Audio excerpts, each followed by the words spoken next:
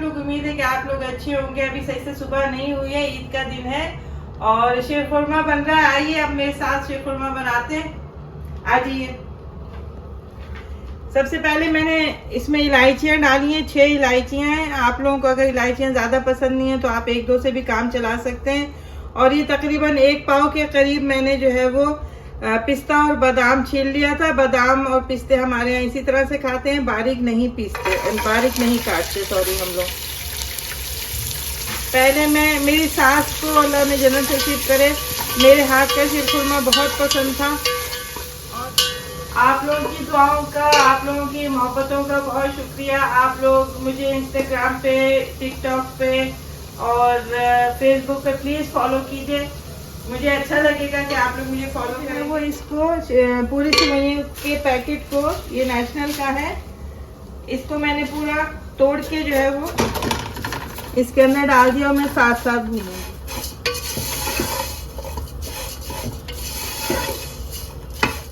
अब देखिए मैंने इसके अंदर इसको मैंने अच्छे से भून लिया है और तकरीबन अब मैं ये तकरीबन भून चुकी है। अब मैं इसके अंदर सबसे पहले शक्कर ऐड करूंगी, उसको हल्का सा कैरमलाइज करूंगी, ठीक है। उसके बाद मैं दूध ऐड करूंगी। इतना ज़्यादा कैरमलाइज नहीं करना है कि वो जो है वो सेवइयाँ कड़वी हो जाए। मैं दिखा देती हूँ आपको कि किस तरह से करूंगी। ये पूरा एक कप भर के जो है वो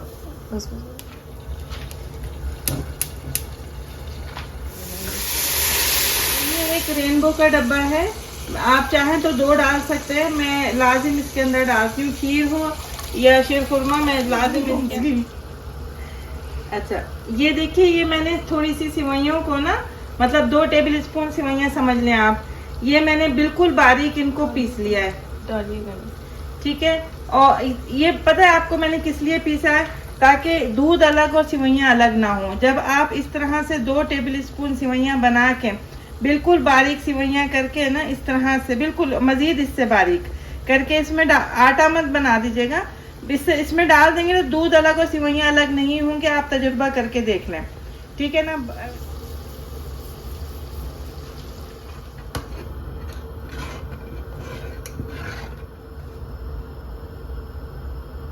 किसमें निकालेंगे इसमें? बंद कर रही हूँ।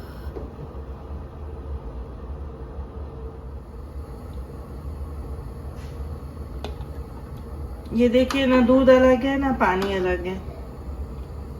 शीरखुरमा देखिए,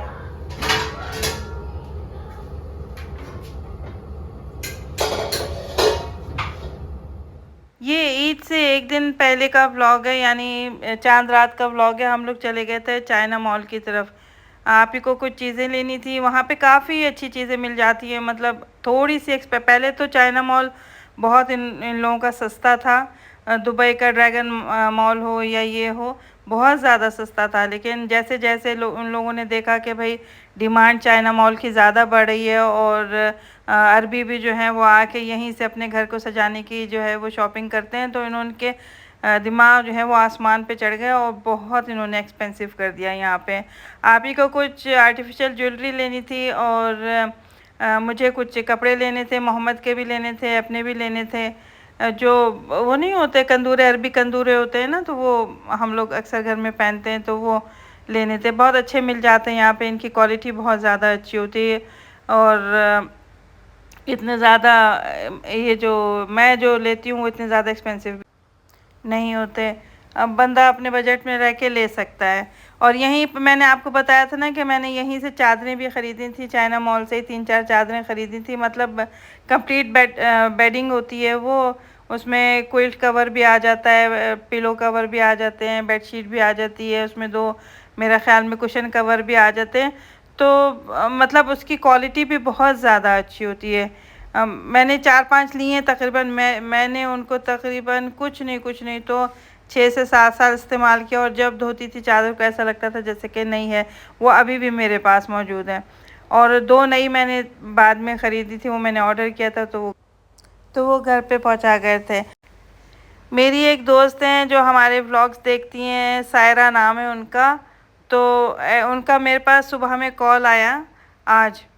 तो हम लोग जैसे रूटीन की बातें करते रहे। मैंने उनकी बच्ची का हाल पूछा, बेटे का हाल पूछा, तो कह रही कि वो बस पढ़ाई कर रही है और ऑनलाइन सोच रही है कि कुछ सीखने का, कुछ करने का, जैसे डिजिटल मार्केटिंग होती है। मैंने बोला अच्छा, और क्या करती है आपकी बेटी? तो कह रही कि कुछ भी नहीं, पढ़ाई करती है। और वो, मैंने लगा गाने वाने फिल्में वगैरह देखती होगी? कह लगी नहीं, ना उसको फिल्मों का शौक़ है, ना उसको गानों का शौक़ है, ना वो इतना ज़्यादा मोबाइल यूज़ करती है। तो मैंने हैरत से पूछा, मतलब शायद ऐसे ही बोल रही होंगी कि अपने बच्चों को करने की। कह लेंगी नहीं, वो इतनी ज़्यादा इन चीज़ों से दूर है कि आप सोच भी नहीं सकती। वो अगर कोई दूसरा भी सुनता है गाने वगैरह तो उससे यही कहती है कि तुम लोगों को कितनी नमाज़ें जो है वो इन गानों की माफ़ी मांगने के लिए पढ़नी पड़ जाएंगी, इससे अच्छा है कि तुम लोग ना सुनो गाने। वो बच्ची है, ज़्यादा ज़्यादा कितनी होगी, 16 की होगी, 17 की होगी, मैट्रिक में। ठीक है, तो मैं हैरत में रह गई। हम भी नहीं सुनते गाने, ना फिल्में देखते हैं, ना ड्रामे देखते हैं, लेकिन ये चीज़ें आके हमने अब छोड़ी हैं। ठीक है, तकरीबन कोई 20 साल होंगे छोड़े हुए। लेकिन वो बच्ची अभी मतलब इतनी यंग है माशाल्लाह, और उसने वो शुरू से उसने कभी गाने नहीं सुने। ठीक है, मैं हैरत में रह गई। मैं बड़ी बात है। मैं ये बात आप लोगों को इसलिए बता रही हूँ कि हम किस्सा सुना रही हूँ आपको अपनी ज़िंदगी का, एक एक्सपीरियंस जो बहुत ज़्यादा अहमियत रखता है। हमारे मियाँ के दोस्त थे एक, मैं नाम यहाँ पे मेंशन नहीं करूँगी। तो उन्होंने यहाँ पे कैफेटेरिया अपना खोला था। अच्छे खाते पीते थे वो, अरबी थे वो। तो उन्होंने, उनका कैफेटेरिया वो चला नहीं। उन्होंने खोल तो लिया था, लेकिन जब उसको कैफेटेरिया को बंद किया तो जो उसमें से सामान था वो मेरे मियाँ से कहने लगे कि तुम्हें इसमें से कुछ चाहिए तो तुम ले जाओ। तो मेरे मियाँ ने बोला बस मुझे ये डेक दे दें जो जिस पे गाने चलते हैं ना, स्पीकर होते हैं बड़े बड़े, तो डेक दे दें मुझे। तो वो हमारे मियाँ डेक ले आए हमारे घर। बहरहाल हमने डेक को लगाया, उसके स्पीकर सेट किए और हमने ऑन किया उसको। जैसे ही हमने उसको ऑन किया तो 2 दिन बाद हमें वो घर छोड़ना पड़ गया। हमारे मालिक मकान ने अब बोला आके कि आप घर खाली कर दें, हमने किसी और को किराए पे दे दिया है। हमने खाली कर दिया घर। फिर वो डेक और वो सारी चीज़ें लेकर जो है वो हम लोग दूसरे घर में शिफ्ट हुए, तो वहाँ ले गए। याद है ना अभी आपको? हैं? तो हम दूसरे घर में चले गए। खैर, घर तो हमने शिफ्ट कर लिया, सारे सामान भी हमने सेटिंग कर ली, सब कुछ कर लिया, और डेक कोने में रखा रहा डब्बे के अंदर। तो कुछ दिनों के बाद मैंने अपने मियाँ से कहा ये डेक सेट कर दो रैक के अंदर। तो हमारे मियाँ ने डेक सेट कर दिया और स्पीकर वगैरह भी लगा दिए, और हमने जो है वो एक पता नहीं क्या था, रेडियो ऑन किया, क्या ऑन किया। उसके बाद 10-20 मिनट के बाद हमने वो डेक बंद कर दिया। 3-4 दिन के बाद हमारा मालिक मकान आया और कहने लगा कि ये बिल्कुल झूठ नहीं बोल रही, मैं मेरे मियाँ सामने बैठे हुए, मैं इसकी वॉइस रिकॉर्डिंग कर रही हूँ, बिल्कुल झूठ नहीं बोल रही। तो मालिक मकान आया, कहने लगा प्लीज़ ये घर खाली कर दें, हमने ये घर किसी और को किराए पे चढ़ा दिया। हमने बोला कि अरे हमारी कुछ दिमाग में ही नहीं आया। फिर हमने तीसरा घर शिफ्ट किया। ठीक है, फिर हमने शिफ्टिंग तो कर ली, सामान रख लिया, फिर हमने डेक सेट किया। फिर हमने जब डेक ऑन किया, फिर ऐसा हुआ कि तीसरे चौथे दिन फिर मालिक मकान आया और उसने कहा कि प्लीज़ ये घर खाली कर दें, हमने घर किसी और को किराए पे दे दिया है। हमें अच्छे से याद है। फिर मैंने अपने मियाँ से कहा कि देखो, हम ये 4 दफ़ा हमने ये डेक ऑन किया और 4 की 4 दफ़ा जो है वो मालिक मकान से ने हमसे कहा कि ये घर खाली कर दें। तो ये क्या वजह है कि हम डेक, जैसे ही डेक ऑन करते हैं उसके बाद होता है, चाहे वो डेक हम 6 महीने बाद ऑन करें घर शिफ्ट करने के, या 1 साल बाद करें, तो ये फ़ौरन हमसे घर खाली क्यों कराते हैं? बाद में पता चला कि ये नहूसत वाली चीज़ है जो हम अपने घरों में चलाते हैं, गाने लगाते हैं, रेडियो लगाते हैं, तो नहीं लगानी चाहिए। फिर हमारे मियाँ ने एज़ इट इज़ डेक को उठा के कचरे में फेंका। ना हमने किसी को वो बेचा आगे, ना हमने, बिल्कुल नया डेक था, ना बेचा ना कुछ, और एज़ इट इज़ हमने उसको कचरे में फेंक दिया। ठीक है, फिर हमने जो उसके बाद जो हमें घर मिला, वो अल्लाह का शुक्र है कि वो हमारा अपना ज़ाती घर था। ठीक है, हमने वो घर ख़रीदा था और हम उसमें शिफ्ट हुए थे। अल्लाह का बड़ा एहसान है। तो मैं ये कह रही हूँ कि आजकल के बच्चे गानों, फिल्मों, ड्रामों से ये दूर रहें, ये बहुत अचंभे की बात है, बहुत बड़ी बात है ये।